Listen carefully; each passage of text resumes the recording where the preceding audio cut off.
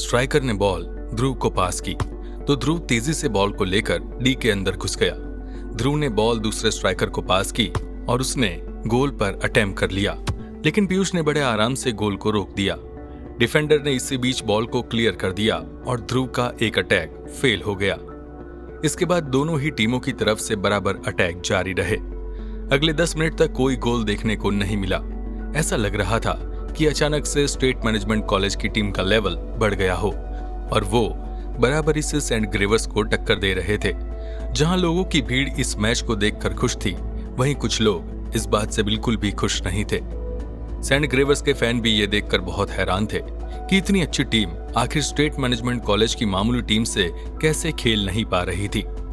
आदर्श अपनी तरफ से पूरी कोशिश कर रहा था, लेकिन उसे कोई भी सफलता नहीं मिल रही थी। दोनों ही टीम के गोलकीपर चट्टान की तरह खड़े हुए थे और हर गोल को रोक रहे थे। कमेंट्री बॉक्स में दोनों ही तरफ से तारीफों के पुल बन रहे थे। पहले कमेंटेटर ने कहा, अब इस मैच को देखने में मजा आ रहा है। हर जगह स्ट्रगल देखने को मिल रही है। ये साफ है कि सेंट ग्रेवर्स के प्लेयर्स थके हुए लग रहे हैं और आदर्श के ऊपर भी थकान हावी हो रही है। वो पहले से ज्यादा गलतियां कर रहे हैं। स्टेट मैनेजमेंट कॉलेज की टीम उन्हें थकाना चाहती है। ये एक अच्छी स्ट्रेटेजी है। वहीं दूसरे कमेंटेटर ने कहा, पर हमें स्कोर पर भी ध्यान देना पड़ेगा।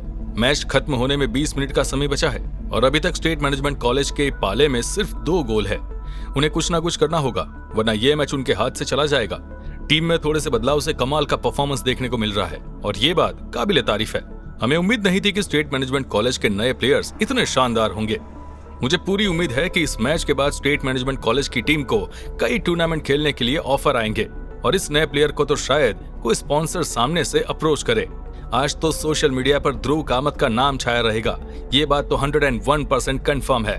और अब मैं ये क्या देख रहा हूँ कि एक बार और स्टेट मैनेजमेंट कॉलेज की टीम गोल के पास पहुंच गई है। ध्रुव एक बार फिर पीयूष के सामने था। अब तक उसने कई अटेम्प्ट लिए थे, लेकिन पीयूष हर बार गोल को रोक लेता था। इस समय भी पीयूष बिल्कुल कॉन्सेंट्रेटेड और फोकस दिख रहा था। उसे अपने ऊपर पूरा भरोसा था और वो जानता था कि ध्रुव के जैसा प्लेयर उसके रहते गोल नहीं कर पाएगा। ध्रुव ने सोचा कि उसे कर्विंग बॉल की ट्रिक अपनानी पड़ेगी। कर्विंग बॉल में बॉल एक तरफ हवा में घूमती है, जिस वजह से एक इल्यूजन क्रिएट होता है। ऐसे में बॉल को रोकने के लिए गोलकीपर के पास काफी एक्सपीरियंस होना चाहिए। ध्रुव ने तेजी से बॉल को एक किनारे की तरफ किया और उसे गोल के एकदम कॉर्नर में एम किया। पीयूष के लिए इस शूट को रोकना मुश्किल था, लेकिन उसने बॉल को रोकने के लिए छलांग लगाई। देखने से बॉल किनारे की तरफ जा रही थी, लेकिन अचानक से बॉल हवा में घूमी और कर्व होते हुए पीयूष के बगल से गोल के अंदर चली गई। पीयूष ये देखकर हैरान रह गया और उसे कुछ देर के लिए समझ में नहीं आया कि ये क्या हुआ। स्टेट मैनेजमेंट कॉलेज ने 3 गोल कर दिए थे और अब उन्हें बराबरी करने के लिए 4 गोल की और जरूरत थी। ध्रुव का शूट इतना अच्छा था कि इसे लोग बार बार रिपीट करके देख रहे थे। इस मैच का लाइव टेलीकास्ट भी चल रहा था और देखने वाले सभी लोगों को ऐसा लग रहा था जैसे वो किसी इंटरनेशनल मैच को देख रहे हो। एक कमेंटेटर ने दूसरे से कहा, मुझे अपनी आंखों पर यकीन नहीं हो रहा है। क्या वो एक परफेक्ट कर्विंग बॉल थी? मुझे बहुत समय हो गया है, लेकिन मैंने इस तरह की स्किल्स किसी प्लेयर में अभी तक नहीं देखी है। ध्रुव को कोई करिश्मा ही कह सकते हैं। आज तक ये टैलेंट कहाँ छुपा हुआ था, मुझे समझ में नहीं आता। स्टेट मैनेजमेंट कॉलेज की टीम को एक हीरा मिल गया है। ध्रुव ने अपने सामने बड़े बड़े खिलाड़ियों को आज धूल चटा दी है और ये बता दिया है कि अगर आप खेलना चाहते हैं तो आप किसी भी लेवल के खिलाड़ी को कंपटीशन दे सकते हैं। स्टेट मैनेजमेंट कॉलेज की टीम अगर आज हारती है तो उनकी हार एक शर्मनाक हार तो किसी भी मायने में नहीं कहा जा सकती। स्टेट मैनेजमेंट कॉलेज के प्लेयर खुशी मना रहे थे, लेकिन इसी बीच आदर्श ने 8वां गोल कर दिया था। इतनी देर तक गोलकीपर से मार खाने के बाद आखिरकार आदर्श ने चालाकी से गोल कर ही दिया और अब स्कोर 8-3 का हो चुका था। गोल करने के बाद आदर्श ध्रुव के पास आया और बोला, मैंने तुम्हें अंडर एस्टिमेट कर लिया और इसकी गलती हमें 3 गोल देकर चुकानी पड़ी। अब हम समझ गए हैं कि तुम्हारी टीम को हल्के में नहीं ले सकते। तुम्हारा गेम बहुत अच्छा है। अगर तुम फुटबॉलर के तौर पर अपना करियर बनाना चाहते हो तो मैं तुम्हें एक ऑफर देता हूं कि तुम हमारे क्लब की तरफ से खेलो। हम तुम्हें महीने के 80,000 देंगे और साथ ही साथ में फॉरेन ट्रिप्स और दूसरी फैसिलिटीज भी। ध्रुव आदर्श की बात सुनकर मन ही मन हंसने लगा, क्योंकि आदर्श नहीं जानता था कि वो किससे बात कर रहा है। आदर्श ने अपनी बात कंप्लीट करते हुए कहा, बस हमारी मदद कर दो। और मैं तुम्हें क्लब में शामिल कर लूंगा, आई प्रॉमिस।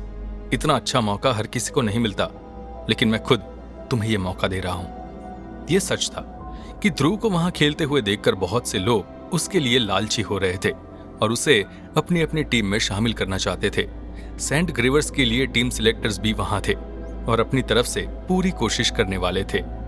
ध्रुव ने आदर्श से कहा, मैं फुटबॉल पैशन के लिए खेलता हूं, मुझे इससे पैसे नहीं कमाने। मैं अच्छा से जानता हूं कि तुम कौन हो, लेकिन मेरा जवाब ना है और हमेशा ना ही रहेगा। बेहतर यही रहेगा कि तुम अपने गेम पर ध्यान दो और बातें कम करो। स्टेट मैनेजमेंट कॉलेज की टीम के लिए अभी भी परेशानियां खत्म नहीं हुई थी। टीम को किसी भी तरह 5 गोल और करने थे, तभी वो बराबरी कर सकते थे। सबसे बड़ी समस्या ये थी कि अब गेम खत्म होने में बस सिर्फ 20 मिनट बाकी थे। अब ये साफ हो चुका था कि संघर्ष आखिरी मिनट तक चलेगा। सेंट ग्रेवर्स को बस बॉल को अपने पास ज्यादा वक्त रखना था। वो पासिंग करके ज्यादा समय काट सकते थे और ऐसे ही आसानी से जीत जाएंगे। उनके लिए जीतना अब आसान था, लेकिन फिर भी कोच ने उन्हें इशारों में समझा दिया कि किसी भी गलती का स्कोप नहीं बचा है। अब उन्हें ध्यान से खेलना होगा, तभी वो इस मैच को जीत सकते हैं। एक बार फिर से सेंट्रल लाइन से गेम शुरू हुआ और इस बार बॉल स्टेट मैनेजमेंट कॉलेज के हाथों में थी। ध्रुव ने अपने पास से बॉल मिडिल ऑर्डर के प्लेयर को पास कर दी और उसने डिफेंडर को दे दी। आदर्श डिफेंडर को चेक करने के लिए आगे आया। उनका प्लान था कि डिफेंडर्स को बीट करके वहां एक और गोल कर देना, जिससे उनका जीतना पक्का हो जाएगा। डिफेंडर्स इस बार आसानी से बीट नहीं हुए, तो उन्होंने बॉल को आगे पास कर दिया। मिडिल ऑर्डर का एक प्लेयर बॉल को आगे लेकर गया और उसने एक स्ट्राइकर को बॉल पास कर दी। आदर्श और बाकी लोग कुछ समझ पाते कि इससे पहले ही उसने चौथा गोल कर दिया। इस गोल के साथ स्टेट मैनेजमेंट कॉलेज की उम्मीदें बढ़ गई, लेकिन सेंट ग्रेवर्स के कोच और स्टाफ के पसीने छूटने लगे थे। वो इस मैच को बहुत उम्मीदों से खेलने के लिए आए थे। उन्हें पता था कि वो आराम से स्टेट मैनेजमेंट कॉलेज की टीम को हरा सकते थे। उनका प्लान था स्पॉन्सर्स को ट्राइटन स्टेडियम दिखाना और उन्हें इस स्टेडियम को खरीदने के लिए कन्विंस करना। सेंट ग्रेवर्स टीम के मैनेजमेंट के पास इतना पैसा था कि वो आराम से स्टेडियम को खरीद सकते थे, पर ट्राइटन स्टेडियम कोई प्राइवेट स्टेडियम नहीं था, बल्कि गवर्नमेंट की तरफ से बनाया गया फैसिलिटी सेंटर था। जो कॉलेज गवर्नमेंट के रूल्स को फॉलो करते थे और जिन्हें स्पोर्ट्स ग्रांट मिलता था, सिर्फ उसी कॉलेज को इस फैसिलिटी का इस्तेमाल करने की परमिशन थी। सेंट ग्रेवर्स एक प्राइवेट फुटबॉल टीम थी और उनके पास डोनेशन तो बहुत है, लेकिन स्पोर्ट्स ग्रांट नहीं थे। सेंट ग्रेवर्स का मैनेजमेंट बहुत समय से स्पोर्ट्स ग्रांट के लिए अप्लाई कर रहे थे, लेकिन हर बार उन्हें रिजेक्शन का सामना करना पड़ता था। इस बार उन्होंने प्लान बनाया था कि स्टेट मैनेजमेंट कॉलेज की टीम को हराकर वो उनके हाथ से स्पोर्ट्स ग्रांट को छीन लेंगे, लेकिन ऐसा तभी मुमकिन है जब वो स्टेट मैनेजमेंट कॉलेज की टीम को हरा सके। सेंट ग्रेवर्स की टीम ने ज्यादा प्रिपरेशन नहीं की थी और ना ही उन्होंने कोई स्पेशल स्ट्रेटेजी बनाई थी। वो बस अपनी पुरानी स्ट्रेटेजीज के भरोसे यहाँ आए थे। उन्हें पता था कि उनके लिए सिर्फ देव ही एक परेशानी है। उन्होंने सोचा भी नहीं था कि वो इस पोजीशन में आ सकते हैं, लेकिन अब उन्हें सब कुछ दोबारा से करना होगा। सेंट ग्रेवर्स टीम के कोच ने अपने स्टाफ को इंस्ट्रक्शन दे दिए कि वो जल्द से जल्द कोई प्लान बनाए। स्टाफ अपने काम में लग गया, लेकिन वो भी इस बात को जानते थे कि अब उनके लिए कोई मिरेकल ही उन्हें जीत दिला सकता है। ऐसा नहीं था कि सिर्फ ध्रुव ही टीम में खेल रहा था, बल्कि पूरी टीम एक यूनिट की तरह खेल रही थी।